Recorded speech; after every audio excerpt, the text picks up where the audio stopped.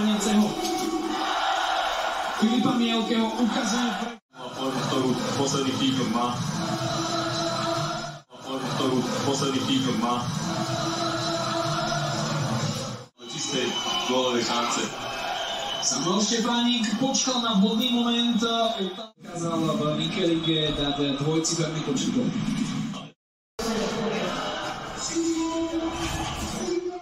Jeho prvý gól.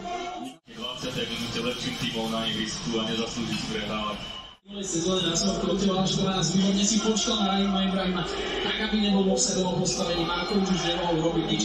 No a pochvála za zakončenie. Časom sa Slován zdvihol aj príchodom Toliča.